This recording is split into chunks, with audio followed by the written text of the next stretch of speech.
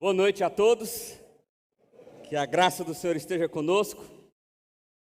Quero convidar você a abrir a sua Bíblia lá no livro de Isaías, capítulo 54. Isaías, capítulo 54, nós estamos numa série de pregações do livro de Isaías. Semana passada nós pensamos em Isaías 53 e hoje nós vamos então dando essa sequência aí para o Isaías 54, sobre esse tema aí, do desespero para a paz. Isaías 54, nós vamos ler do verso 1 até o verso 10. Isaías 54, do verso 1 até o verso 10.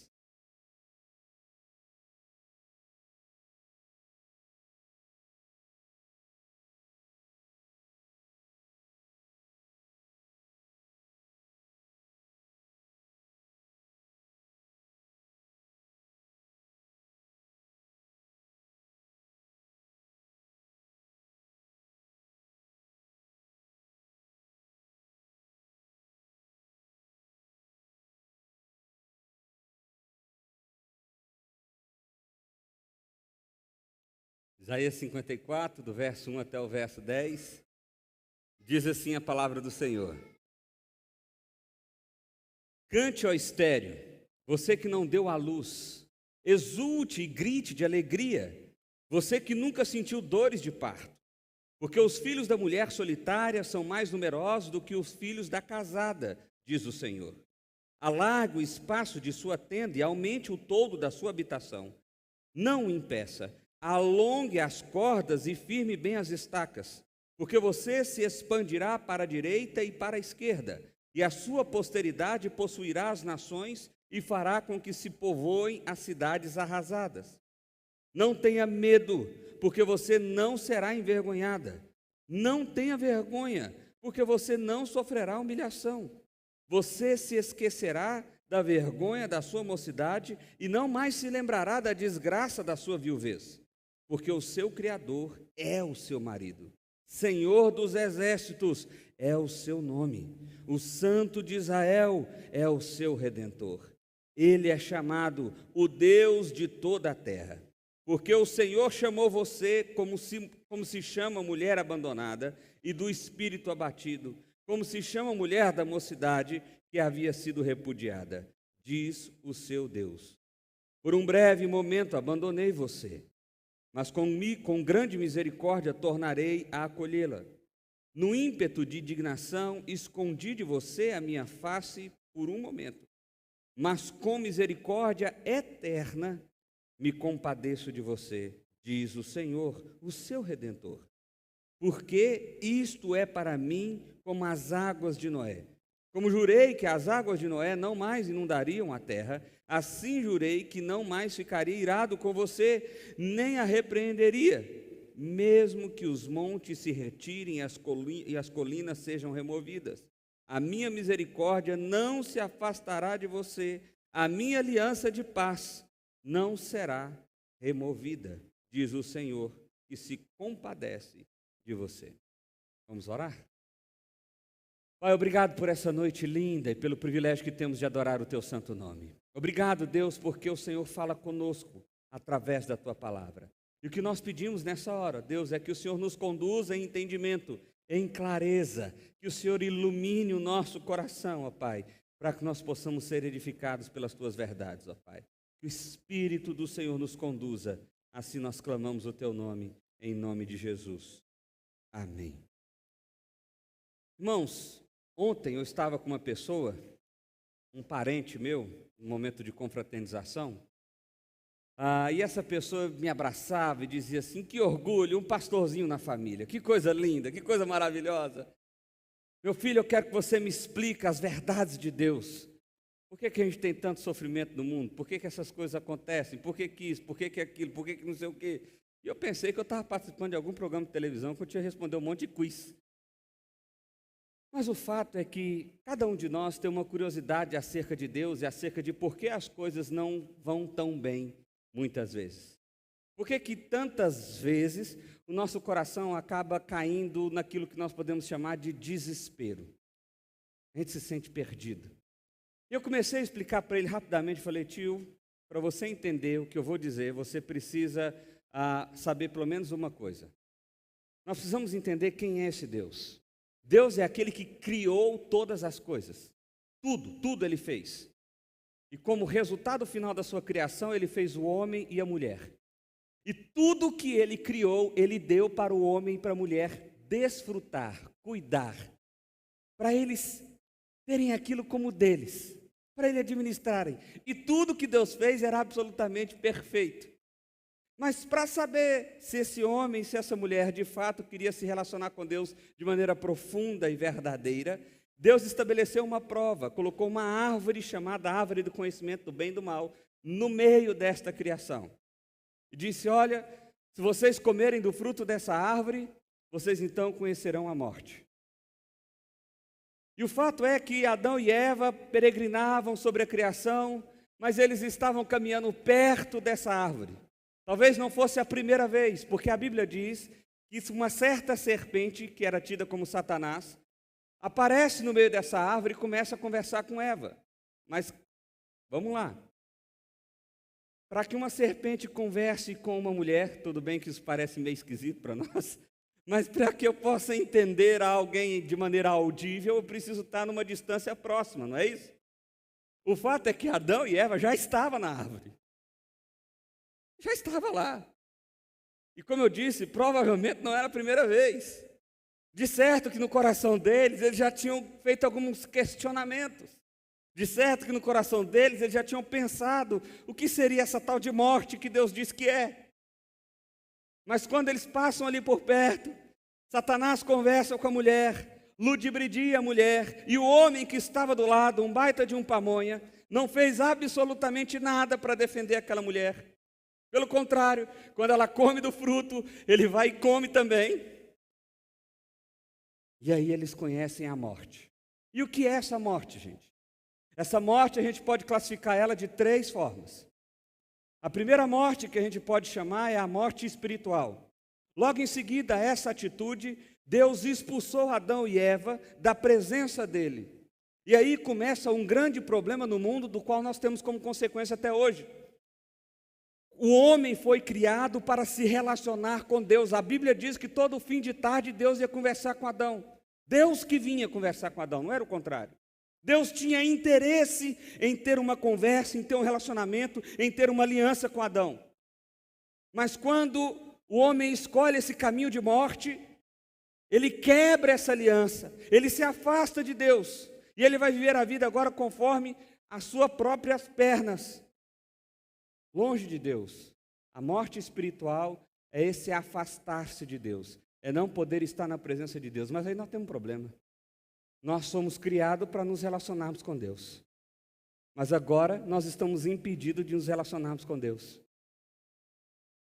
O que isso gera no nosso coração? Vazio existencial, busca de propósito, busca de sentido. E aí a gente começa a tentar buscar sentido e propósito na vida, em tudo que nós fazemos, seja no trabalho, seja no sexo, seja no dinheiro, seja no status, seja lá o que for. Você começa a tentar achar sentido para a sua vida, propósito para o seu significado de vida. A segunda morte, como consequência de terem desobedecido a Deus, é a morte física. Nosso corpo agora envelhece.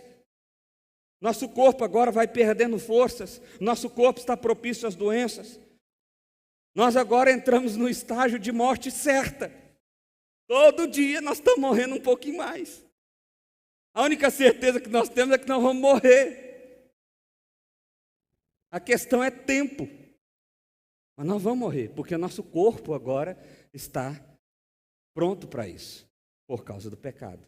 E a terceira e última morte é a morte eterna. Essa é a terceira e última morte. A morte eterna é o inferno eterno.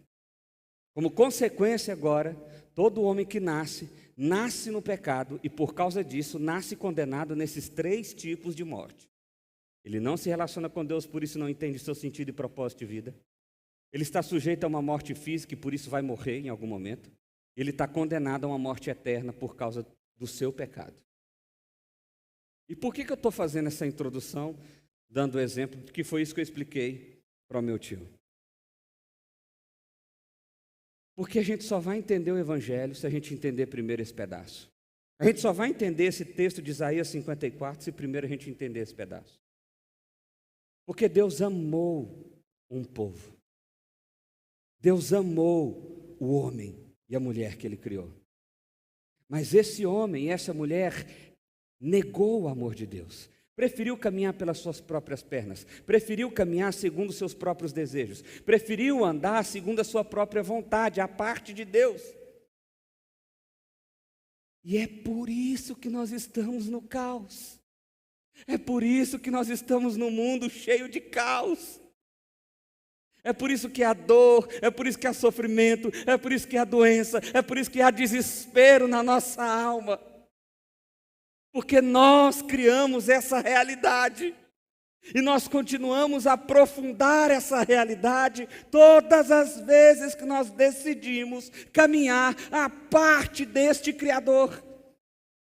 Porque quando nós caminhamos longe dele, sem se relacionar com ele, sem entendê-lo, sem querer estar na presença dele, então o que nós temos é uma busca desenfreada por uma lógica, por uma coisa que sustenta o nosso coração, e nós não encontramos. Não encontramos. Tem gente que já casou 10 vezes, ainda está achando que o próximo casamento é que vai resolver o problema da vida. Tem gente que já trocou de emprego 5 vezes.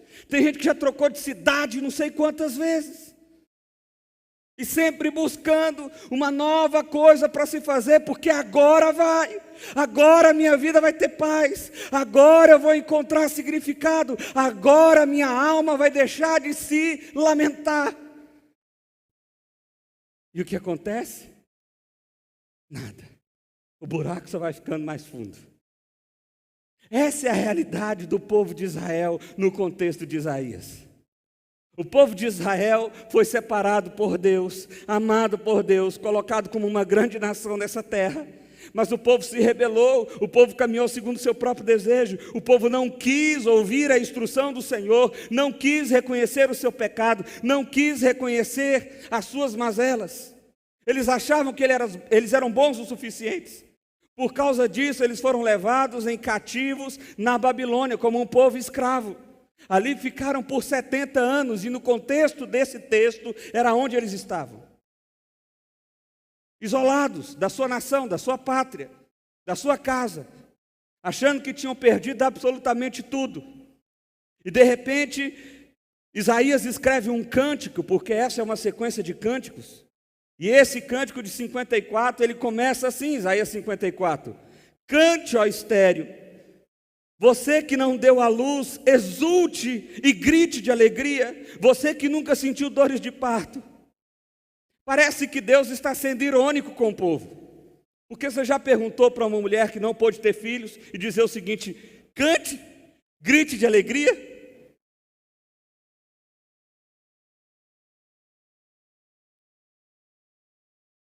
Minha irmã teve uma sequência de 4 abortos em 4 anos, de maneira sequenciada.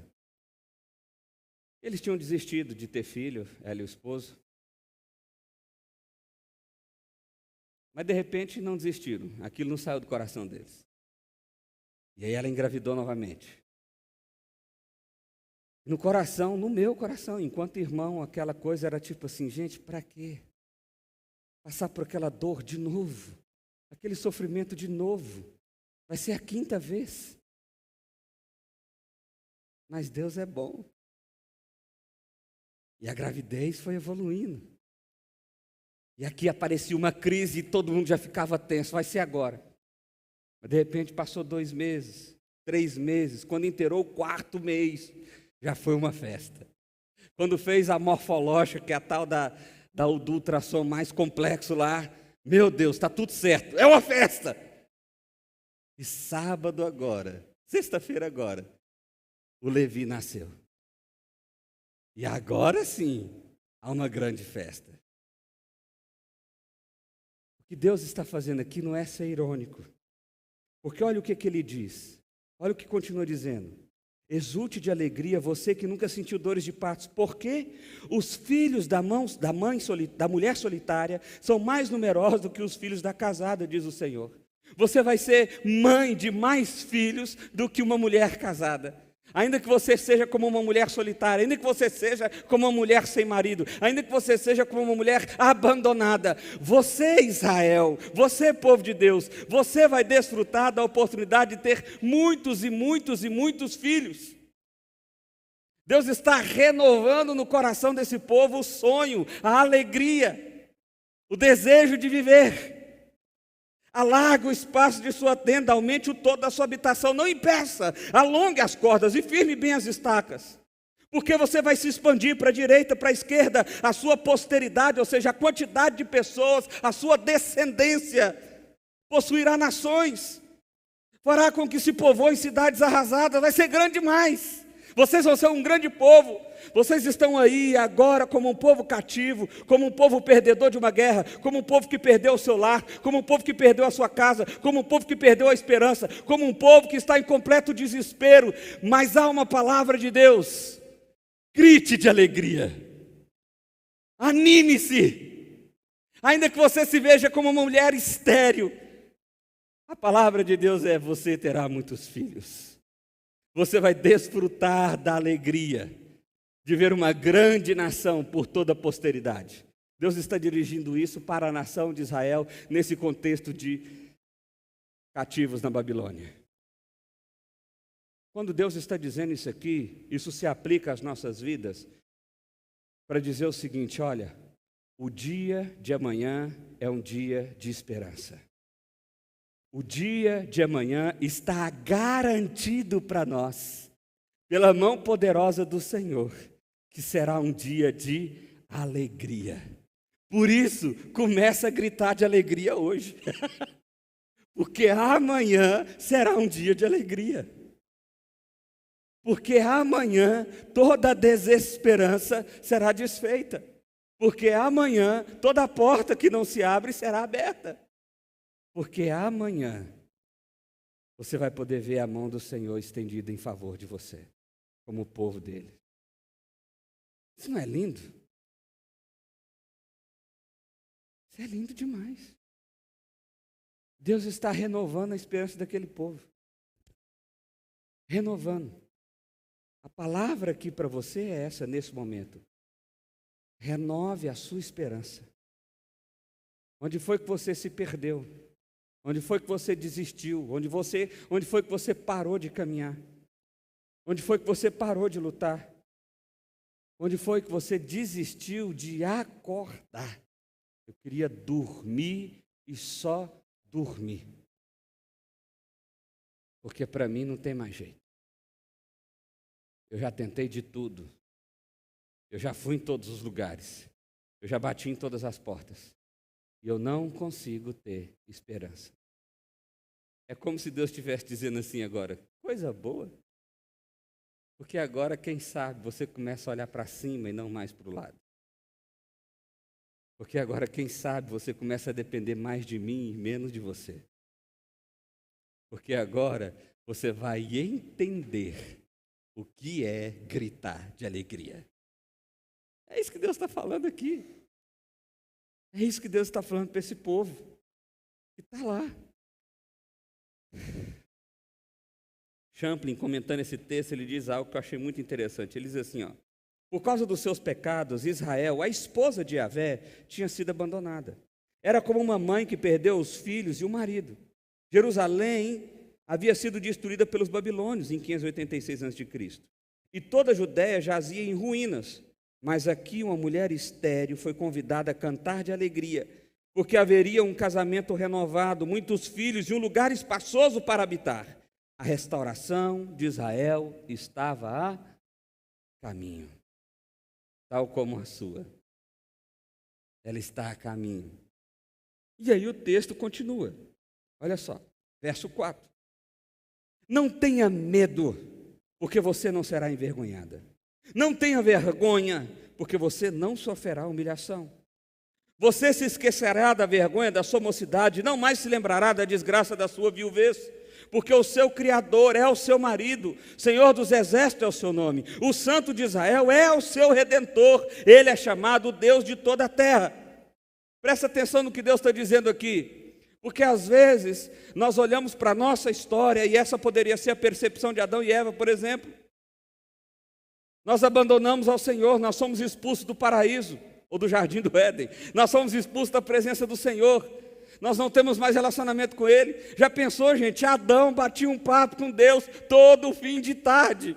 Não era WhatsApp, não era telefonema, não era carta, era tete a tete, frente a frente, falando com Deus Criador. E era Deus que vinha, mostrando o interesse de Deus em se relacionar com esse homem. Olha como esse homem poderia se sentir importante, poderia se sentir... Como é que é a palavra que eu quero dizer, gente? Privilegiado, mas não era nem essa não, mas essa serve também.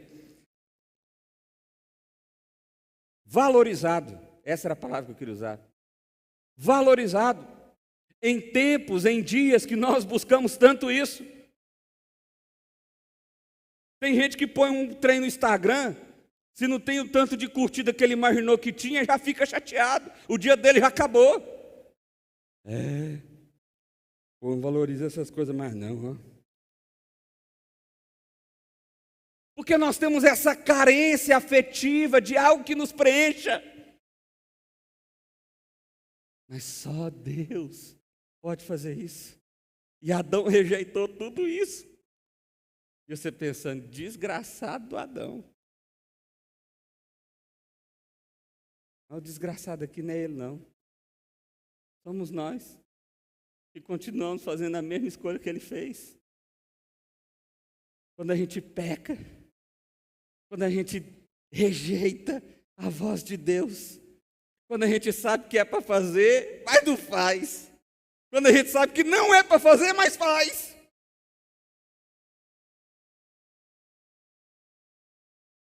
Esses dias eu passei uma experiência interessante com o Isaac. Eu recebi um conselho aqui de um pai, e eu estou seguindo lá em casa. Fui lá com o Isaac em frente ao curumim, peguei um pedaço de galha daquele lá, bem fininho, ajeitei assim, pus na cômoda, na sala, baixei com ele e falei, meu filho, deixa eu te explicar um negócio. Isso aqui é a vara da disciplina. Isso aqui é para o papai, eu não posso contar isso não, né? Está sendo filmado, vai dar ruim.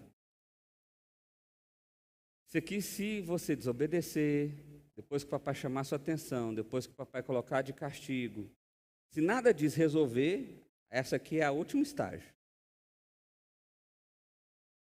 E está dando certo.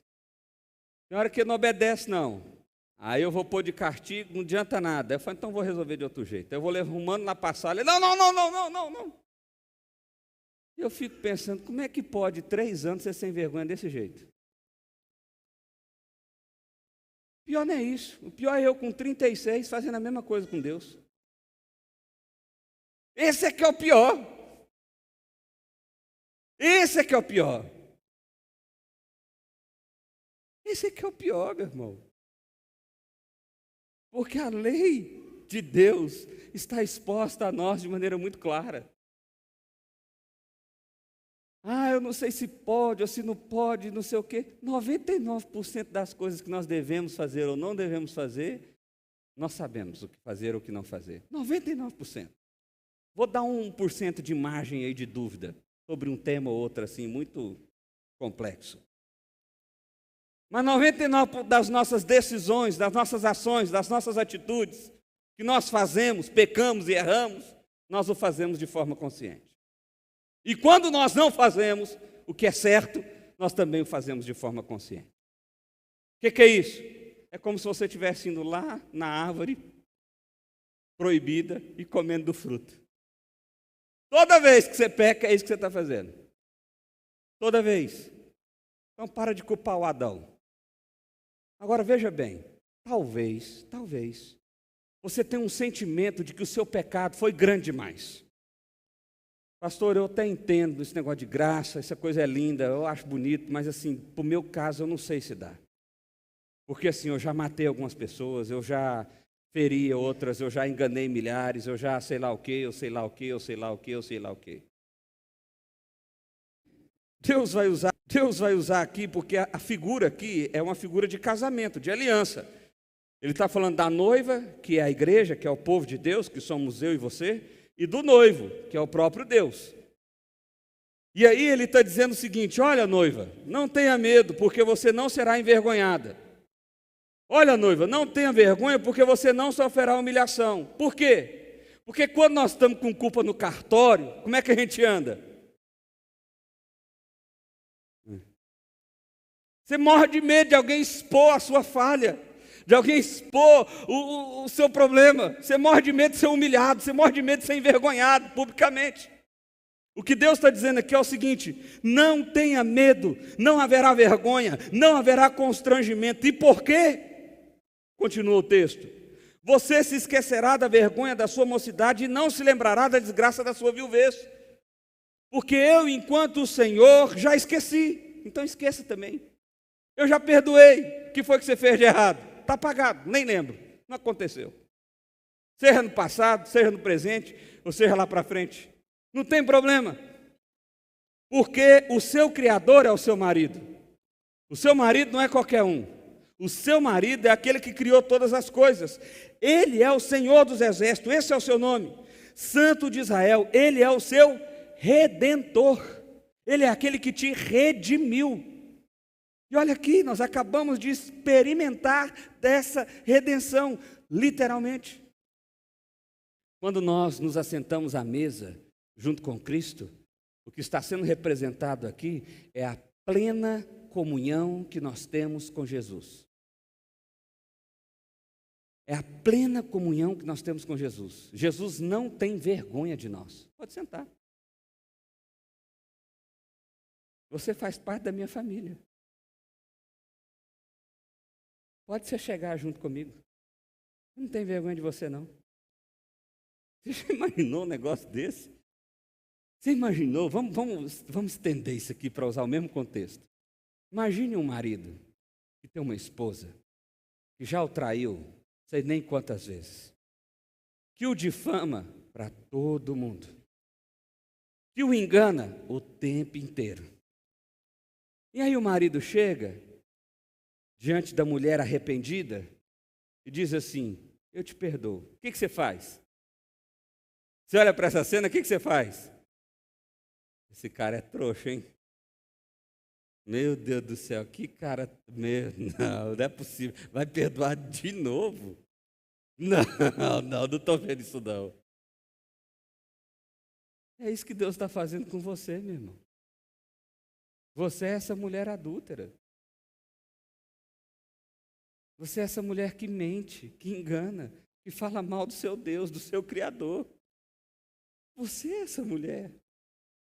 E toda vez que você se arrepende, ao invés de Deus pegar e te chutar para longe, Ele não faz isso. Ele olha para você com olhar de ternura, com olhar de amor, e diz assim: eu esqueci o que aconteceu. Eu esqueci. Não importa. Eu te amo e te amo de verdade, por isso eu te acolho. E te acolho de todo o coração. Não é com dúvidas, não é com receios, não é com medo. Você entende a dimensão desse amor? É algo que eu e você não conseguimos fazer, nós não conseguimos mensurar, mas não importa, porque Deus faz tudo, Ele é o suficiente. Ele nos amou de forma tão especial, que Ele nos permite assentar à mesa. Ele não tem vergonha de nós. Ele anda conosco de mão dada para qualquer lugar, com qualquer pessoa, porque Ele não se sente humilhado por estar andando do lado de pessoas tão sujas quanto nós. Porque para a perspectiva de Deus, nós fomos lavados, nós fomos remidos, e Ele nos olha como uma noiva santa, imaculada e pura. Essa é a grandeza do amor de Deus. E se você não entender isso, a sua vida nunca vai fazer sentido. Ela não vai. Ela não vai. Porque cada um de nós aqui, se formos honestos, nós jamais nos apresentaríamos diante de Deus.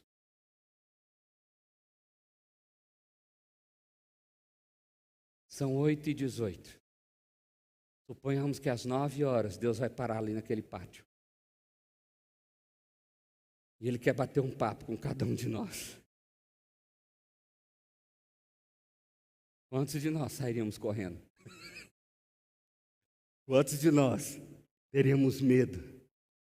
Quantos de nós teríamos vergonha?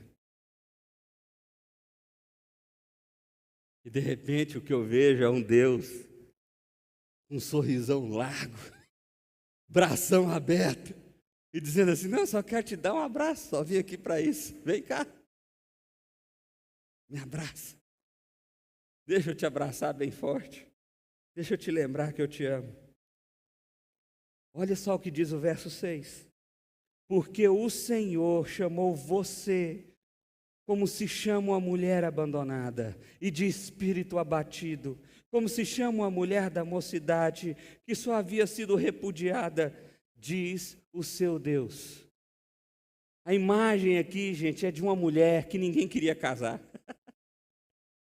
A imagem aqui é de uma mulher ou que ninguém queria casar, ou que ela foi casada várias vezes e a repudiaram, a dispensaram, a jogaram para fora. A imagem aqui é da pior esposa que pode existir. E Deus está dizendo assim: eu te chamo como minha esposa.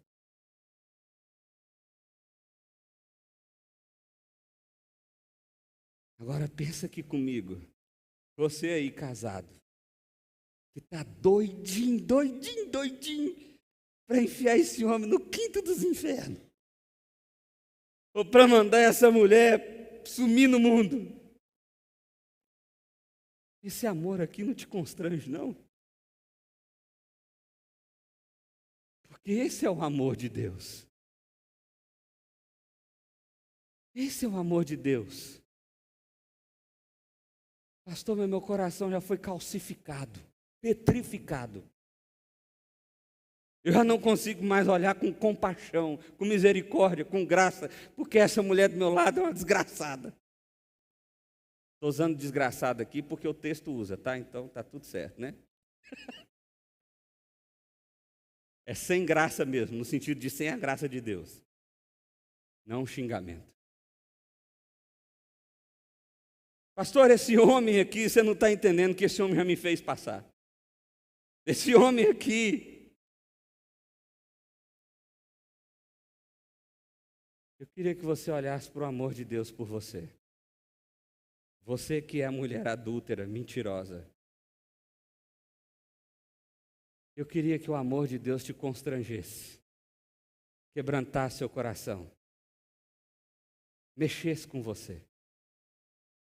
De forma tão profunda, de forma tão significativa, ao ponto de você olhar para a pessoa que está do seu lado e falar assim: quer saber? Dá para amar mais um pouquinho.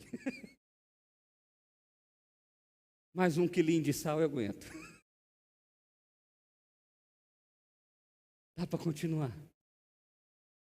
Porque se Deus não me rejeitou, ou melhor, se eu que sou o grande rejeitado, fui acolhido por Deus, quem dirá essa mulher que está do meu lado? Não pode. Porque eu também estou contribuindo para que esse casamento seja tão ruim, para que essa relação seja tão conflituosa. Vamos largar nossas desavenças, nossos orgulhos.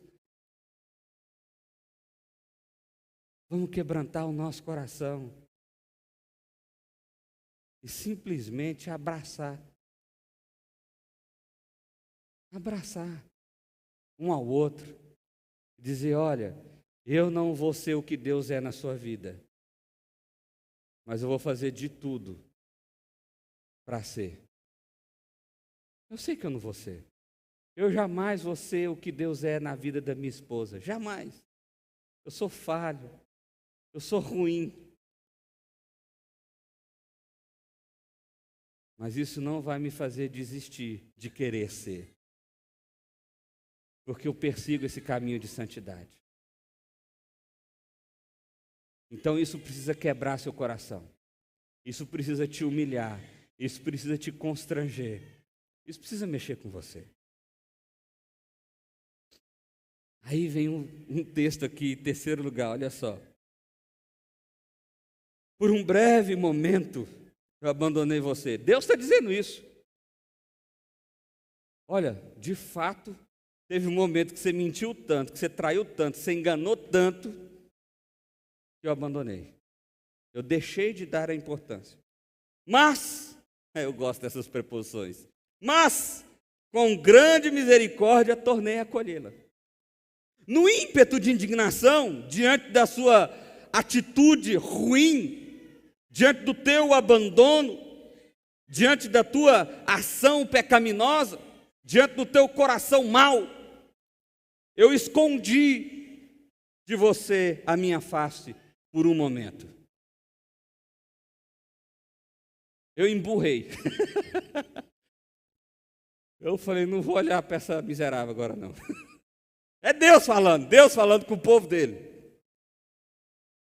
Mas, com misericórdia eterna, me compadeço de você. Observe a proporção que o texto quer nos trazer aqui, meu irmão. Por um breve momento eu abandonei. No ímpeto, no momento curto, no estalo de indignação, eu me escondi. Foi rápido também. Mas com misericórdia, o quê? Eterna. Eu me compadeço de você. A ira de Deus durou isso aqui, ó. Foi rapidinho demais. Nós não demos nem conta de perceber. Isso aqui é Deus dizendo para o povo de Israel a relação deles ter ido levado cativos no deserto, na Babilônia, por 70 anos. Porque alguém poderia questionar, Deus, mas se você vai amar a gente desse jeito, se você vai se compadecer da gente desse jeito, se você tem essa misericórdia tão grande, por que nós estamos aqui na Babilônia? Nós estamos cativos, nós perdemos a guerra, nós estamos longe de casa, nossa vida está um caos, nós estamos em completo desespero. E aí Deus responderia, é porque eu fiquei irado com você, é porque você merece. Você merecia não era 70 anos, não. Você merecia era o resto da vida. Mas foi curtinho. Foi rapidinho. Minha ira já passou, já acabou. E agora a minha misericórdia vai ser dispensada sobre você. E não vai ser rapidinho. Não vai ser por um breve momento. Não vai ser por uma manhã. A minha misericórdia vai ser dispensada sobre você por toda a eternidade. Por toda a eternidade. Diz o Senhor, o seu Redentor, porque sou eu que te salvo. Eu sou o Redentor, eu que te livro. Verso 9. Porque isto é para mim como as águas de Noé. Como jurei que as águas de Noé não mais inundaria a terra, assim jurei que não mais ficaria irado com você, nem a repreenderia. Mesmo que os montes se retirassem das colinas sejam removidas, e a minha misericórdia não se afastará de você, a minha aliança de paz não será removida. Eu estabeleci uma aliança de paz. E nada vai mudar essa realidade. Olha que coisa maravilhosa. E quando foi que essa manifestação se concretizou? Quando isso se tornou visível, palpável para nós? Quando Cristo se manifestou. Ele é a representação melhor, não é a representação. Ele é a própria aliança manifestada de Deus, aliança de paz. E é por isso que aquela morte espiritual, da qual Adão sofreu como consequência, ou seja, não poderia mais estar na presença de Deus, nós já não temos mais isso. Porque a aliança foi restabelecida, foi restaurada. Nós agora temos plena comunhão com Deus, ao ponto de nos assentarmos à mesa de Deus. É por isso que aquele negócio de morte física, que os nossos corpos vão apodrecer, em algum momento nós vamos nos perder, e acabou essa história também. Porque ainda que a morte chegue, nós ressuscitaremos, porque Cristo venceu a morte, nós também venceremos a morte, e teremos em conta um corpo glorificado, que não mais está sobre as consequências do pecado. Ele não adoece, ele não se cansa, ele não morre, ele não tem nada de ruim mais. E por fim, a morte eterna, da qual nós nascemos sentenciados, foi retirada de nós. Porque Cristo assumiu essa sentença na cruz. E porque Ele assumiu essa sentença na cruz, nós agora temos a vida eterna com o Pai.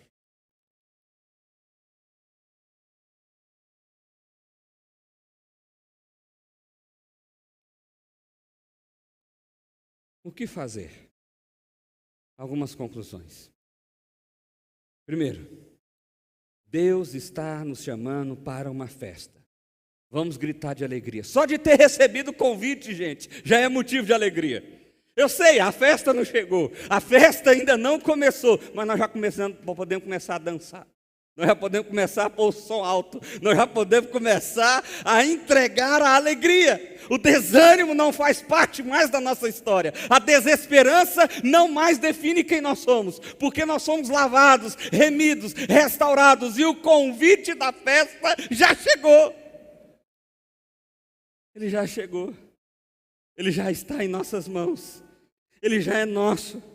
Nós éramos estéreis, mas teremos filhos. Nós estávamos sozinhos, mas agora somos um grande povo. Nós estávamos completamente abandonados, mas agora o Senhor nos chama para Ele. É Deus dizendo: vem, você é meu filho.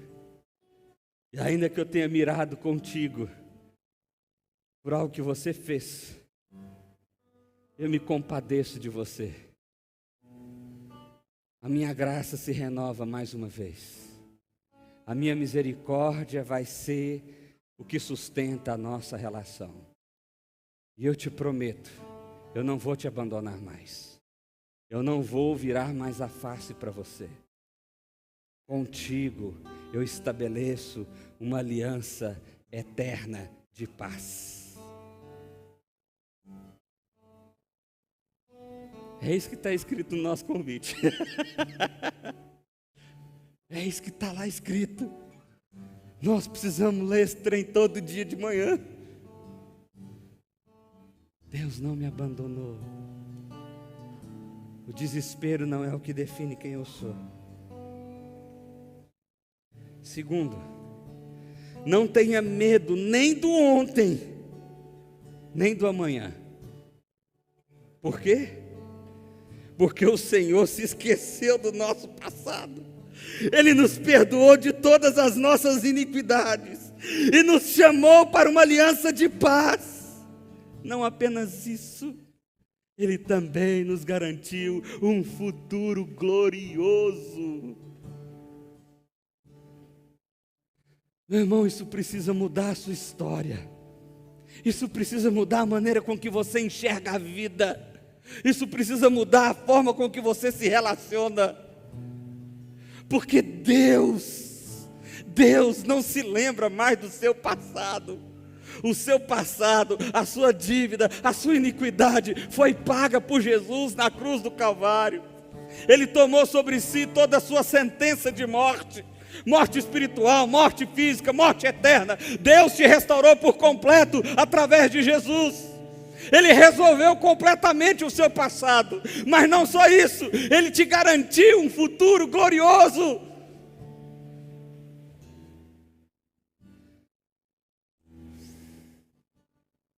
Terceiro e último lugar. Você já se sentiu abandonado ou abandonada? Esquecido ou esquecida por Deus? Não se sinta mais. Por quê? Porque hoje Ele renova a aliança de paz eterna contigo. Ele te chama de volta, Ele te acolhe e te promete: nunca mais você sentirá a ira do Senhor sobre você.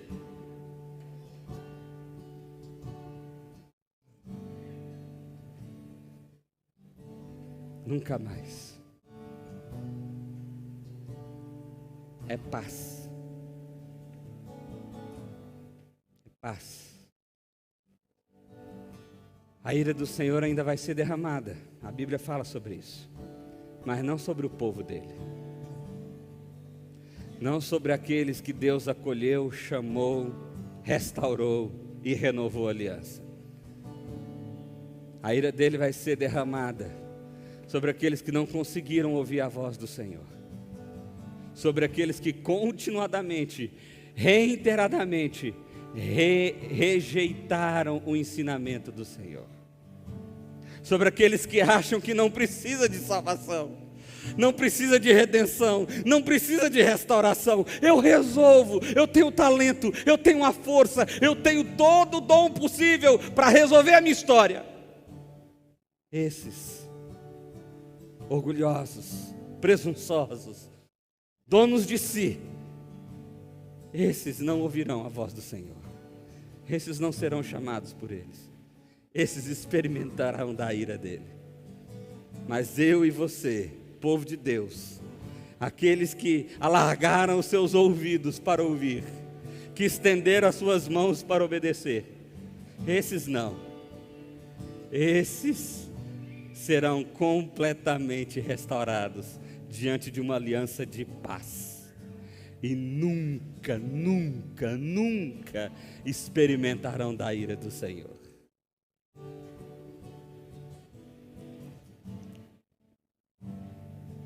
Quero terminar com essa frase. Deus é o nosso esposo. Nós o traímos, o abandonamos, falamos mal dele, rejeitamos a sua voz. Como consequência, encontramos a dor, o desespero e o sofrimento. O que Deus faz diante dessa esposa maldita que nós somos? Ele nos chama de volta para Ele, apaga o nosso pecado, garante uma aliança de paz e um futuro glorioso de amor. É isso que Deus faz, é isso que Ele está fazendo com você. Talvez você esteja passando por uma profunda dor no seu coração, e você esteja pensando: Deus me abandonou, Deus se virou contra mim. Não, Ele não fez isso. Ele tanto não fez isso que você está aqui agora ouvindo a palavra dEle. E a palavra dEle nessa noite é um chamado para você, para viver uma relação plena, total e completa com esse Deus. Deus está te chamando a uma restauração. Deus está te chamando a desfrutar dessa aliança de paz. Deus está chamando você para que a sua história hoje mude de uma vez por todas. Vinição vai cantar uma música para nós. Enquanto ele canta, você vai ter um tempo de oração. Começou a chover ali, meu irmão, então fica tranquilo, você não vai embora correndo, ninguém trouxe guarda-chuva. Relaxe seu coração. Vamos tomar mais uns 5 minutos aqui, para que a gente possa ter esse encontro do nosso coração com o coração de Deus.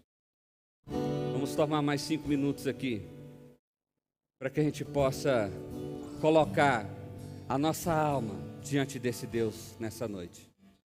Enquanto o Vinição canta, faça a sua oração, ela é sua.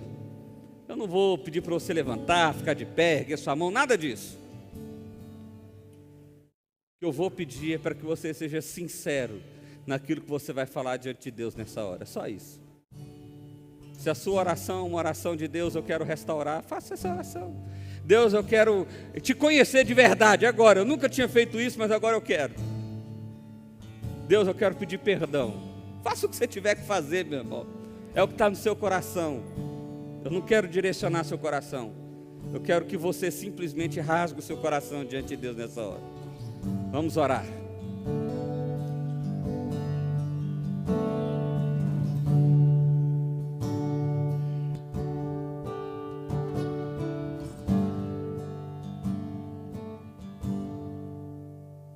Ele me ajuda a ser que falta muito para eu chegar.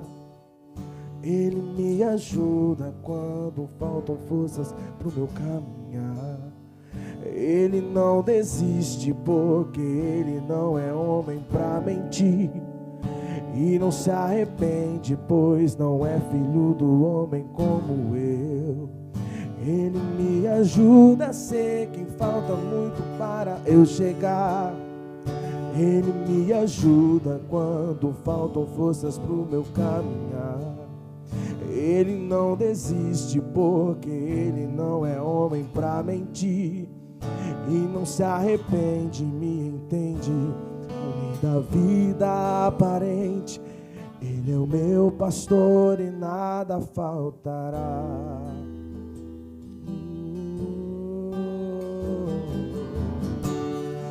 O seu amor por mim me fez chegar aqui, mesmo tão cansado, desprezado, desprezível, me faz estar de pé, rompendo pela fé. Seu amor me leva passos verdes, onde eu posso descansar.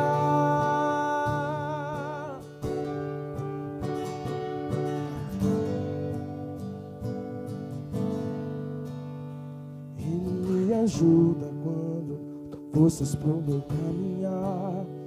Ele me ajuda quando forças pro meu caminhar. Ele não desiste porque ele não é homem pra mentir, e não se arrepende, pois não é filho do homem como eu. Ele me ajuda a ser quem falta muito para eu chegar. Ele me ajuda quando faltam forças pro meu caminhar. Ele não desiste porque ele não é homem pra mentir, e não se arrepende, me entende, além da vida aparente. Ele é o meu pastor e nada faltará.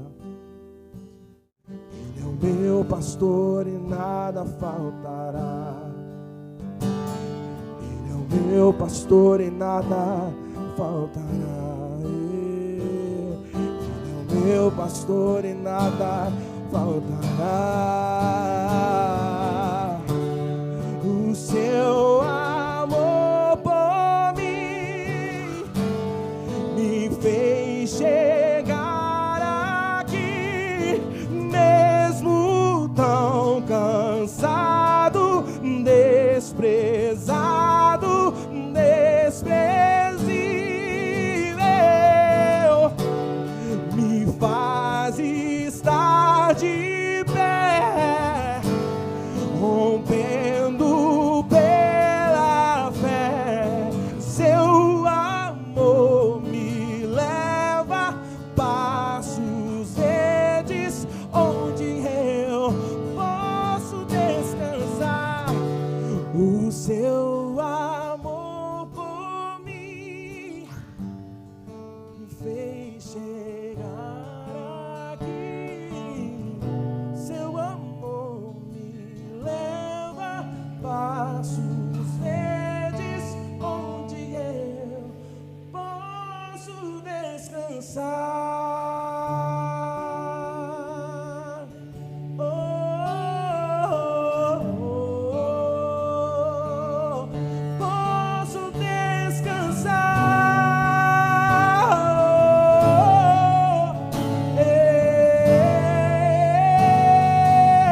Posso descansar.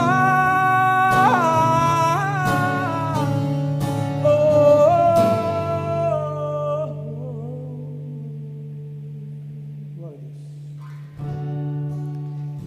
Pai, nos ajuda a viver uma vida na Tua presença, Pai. Arranca de nós a hipocrisia, a mentira, que tem nos causado tanta dor, tanto sofrimento, tanta angústia, Pai. Nosso coração tem andado perdido sem a Tua presença. Pai, nós reconhecemos a nossa fraqueza, o nosso pecado, como somos indignos de estar na Tua presença, diante do Senhor, como somos indignos de levantar a voz para pedir socorro ao Senhor, Pai. E ainda assim o Senhor nos traz uma palavra como essa, que é o Senhor quem nos chama, é o Senhor quem nos chama a uma aliança, é o Senhor quem nos chama a um relacionamento, é o Senhor quem nos ergue, Pai. Obrigado, Senhor, pelo Teu amor.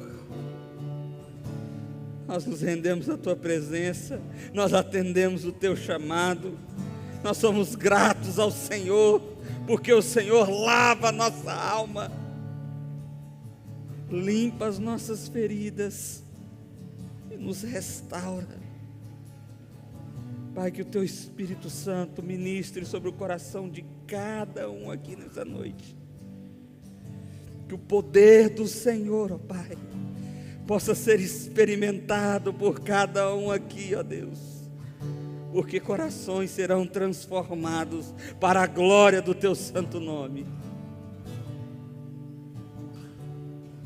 Nós o adoramos, ó Pai. Nós o adoramos. Assim oramos a Ti em nome de Jesus. Amém, amém e amém.